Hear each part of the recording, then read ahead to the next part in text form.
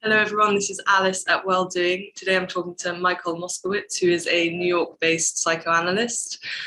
He also features in the new documentary Your Mum and Dad, which shows some of his own therapy sessions as he works through his history of family trauma. So thank you so much for meeting with us, Michael. I'm wondering if you can start maybe by telling us a little bit of that family history that is featured in the film. Well, what's featured in the film is really mostly my mother's history and my relationship to her. Although, I say what's been going on in the world, and particularly, war in Ukraine has brought back a lot of my thoughts and memories about my family because we come from that part of the world. Both of my parents were Jewish, but also ethnically Hungarian. And that part of the world, when they were growing up, was part of the Austro-Hungarian Empire. Then it became Czechoslovakia, and then it became Ukraine. So it's part of the world that has undergone numerous kinds of trauma. So my mother was, in a sense, fortunate to come to the United States before the war broke out. She came here in the late 30s. She was the 16th of 16 children. And she had some sisters who, of course, were much, much older than her, who had come and settled in the States. And she went to visit them, supposedly with the idea of returning home at some point.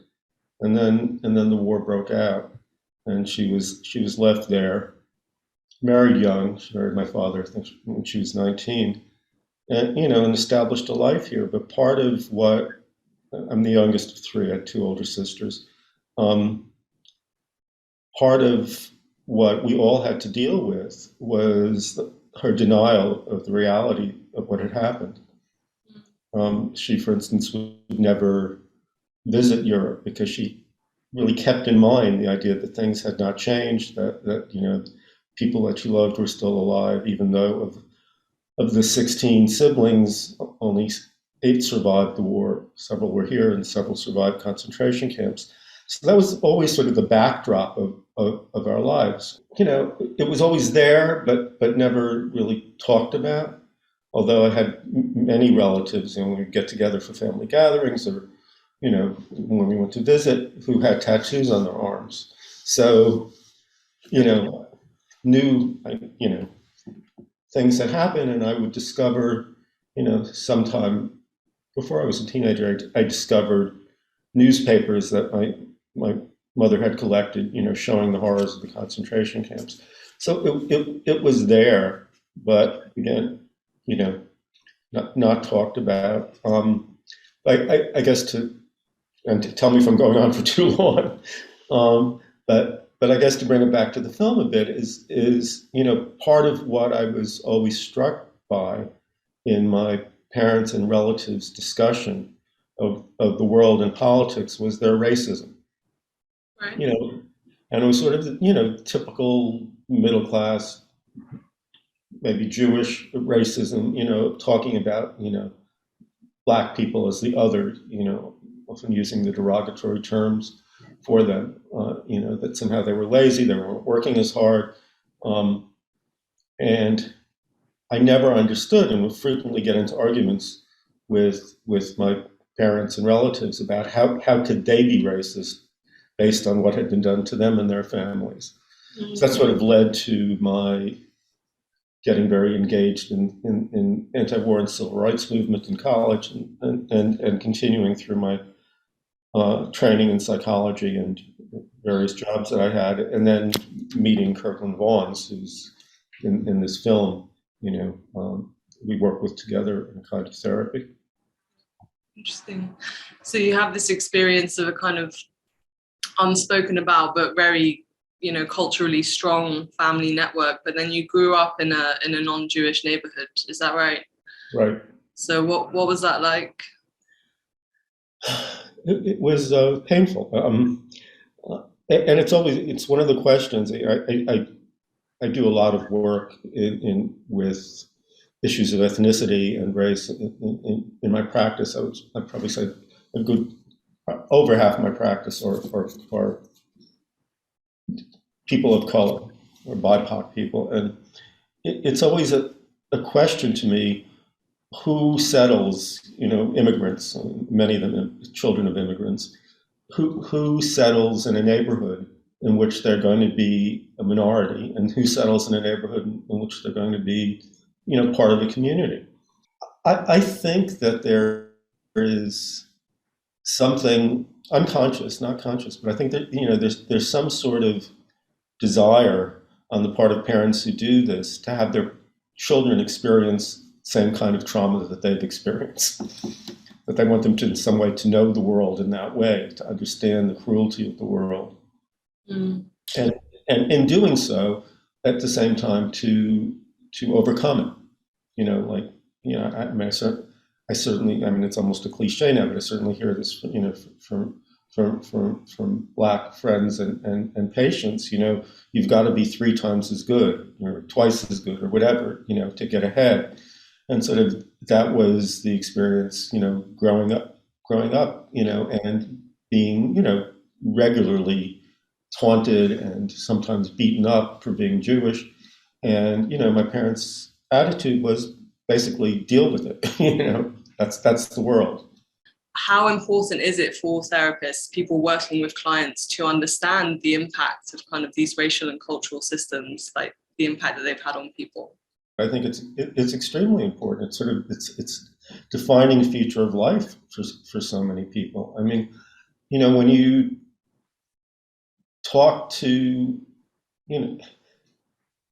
when you get into a cultural milieu, whether it's, Jewish or Black or South Asian or Chinese or Korean or, whatever, or Greek, whatever it is, and you get a group of immigrants together, that's pretty much all they talk about, is what their immigrant experience is. And, or they're watching a TV show and they'd say, oh, do you know that she's Jewish? Or do you know, that she was born in Korea, or, whatever, that experience of being the other in American culture. And there's the things that are unfortunately alive and well today. And then there's also what we now know about epigenetics, isn't there? And how even the terrible things that happened in the past are passed down through the generations. I don't know if you can say anything about that. I don't know much about the biology of that. I think, what I think what we try to show in the film is it's that the intergenerational transmission of trauma is not something magical. It occurs because parents repeat in their behavior things that had been done to them. Both of my parents were abusive to us in various ways, and both unavailable in various ways, and both overwhelming in various ways, and they created, both within the family environment, similar kinds of environments to the ones that they grew up in.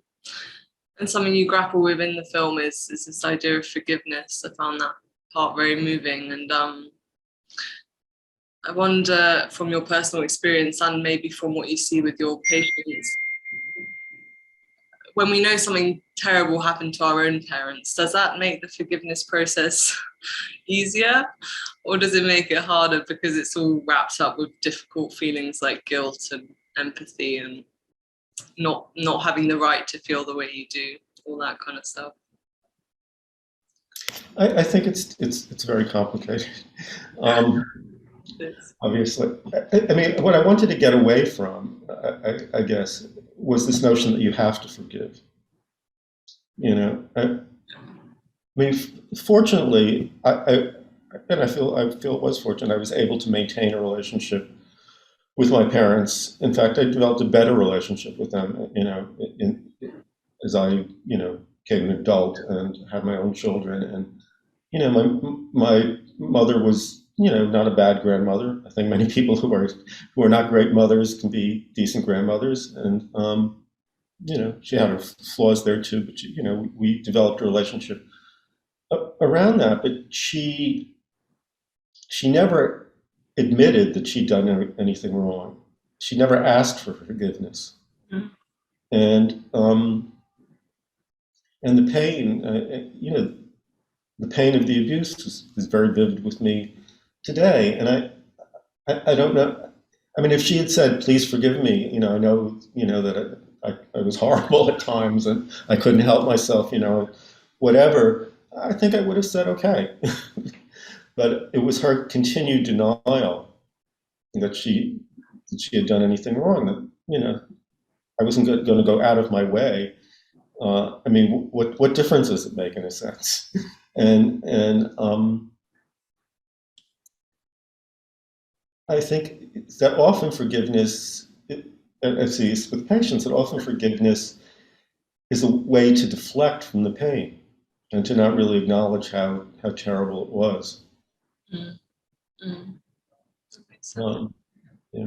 I mean, there's another phrase that, I mean, there's forgiveness. There's also whatever doesn't kill you makes you stronger, which is also, baloney. I mean, it's not. If you're lucky to survive, I think one of the unfortunate things we know about trauma is it stays with you forever.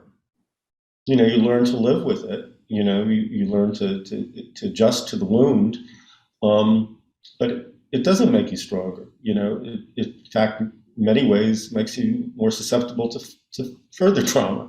And I think that's what we know from our psychological studies, and certainly from years and years of various analyses, that when we talk, I think triggered is probably an overused word, but that when you've suffered childhood trauma, you can be triggered back into that trauma as an adult.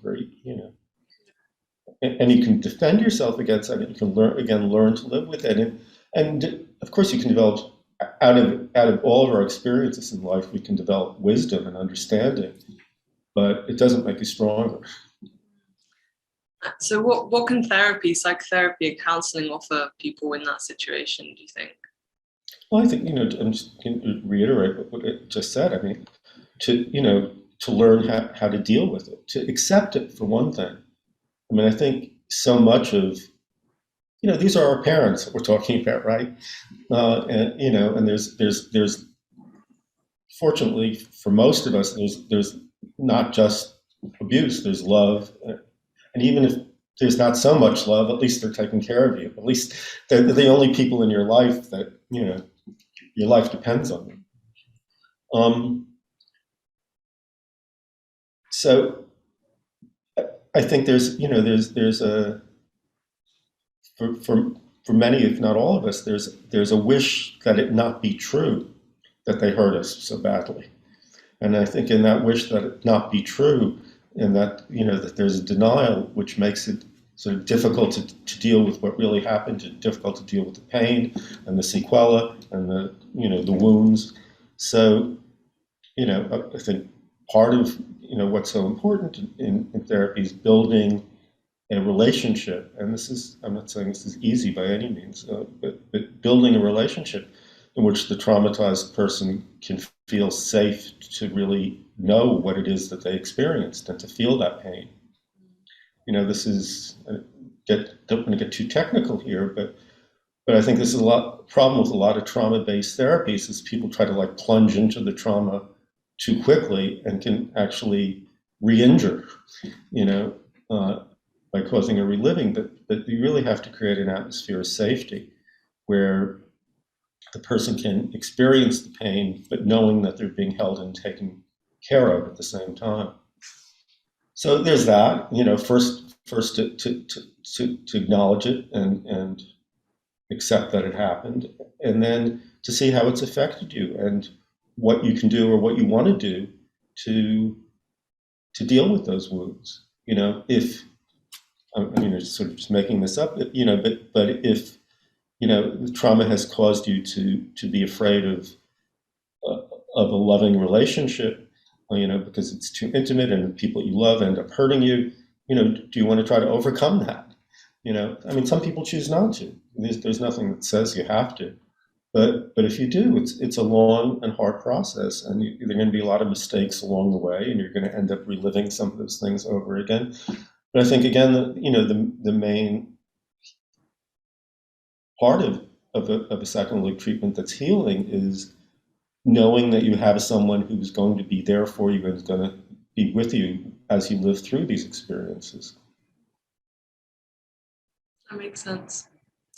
And as a psychoanalyst yourself, how was it sharing some of your own sessions with the world? What can I say? It was fun. I enjoyed it. Okay, well that's good. How do you feel about your patients or clients seeing it? You know, it's actually I'm actually working on a talk I'm going to give about this after the film comes out, because I've actually had a couple of clients who, whatever, through happenstance, because they were in the industry or something, I'd gotten to see it, and you know, I'm a fairly classical Freudian analyst in many ways. I don't say a hell of a lot in the sessions. I don't reveal much about myself, but I think, you know, from the way that I talk to people who've experienced early trauma, and particularly abuse, they know that I get it. I mean, there's some, you know, I don't think it has to be stated, but I think, you know, that in understand, and I'm not saying that someone who hasn't experienced can't also understand it, but I think that there are ways in which you convey what you know. And so I don't think it's going to be a big surprise to my patients. I know some of them are avidly waiting to see it. Have you seen any changes in kind of the uptake of psychoanalysis specifically? Do people question its relevance, or in the kind of quick fix nature of our culture, is it less popular? I don't know. I mean, I have to say, I live in a bubble, you know, and it's hard to step outside that. But I mean, I do, in part because, you know, I have a cabin up near where I grew up, you know, and I often look around and I say, you know, 3 out of 4 of my neighbors here voted for Trump. You know, it's a very different world than living in, you know, the West Village of Manhattan, or, you know, practicing where I do. And, but in this particular bubble that I live in, psychoanalysis is very sought after. I mean, in part because I think we have to acknowledge a general failure of the psychopharm industry. You know, I mean, you know, sort of the great promise of antidepressants has proven to be mostly bogus. I mean, there's a lot of research about that. I'm not saying, you know, I'm not anti-medication or anti-drug. You know, it's whatever helps. But I think a lot of people have gone that route. You know, have tried 5 or 6 or 8 different medications, have tried short-term therapies. You know, and their lives still are unsatisfying in many ways. And I mean, no trained analyst that I know has open hours right now. I mean, people are really, you know, wanting that kind of help. You know, and I think if it were available, you know, upstate where I have my cabin, people would want it there too. I mean, unfortunately, there aren't enough analysts to go around right now. Thank you so much, Michael. It's been a pleasure. Thank you. Thank you. Lovely to meet you. You too.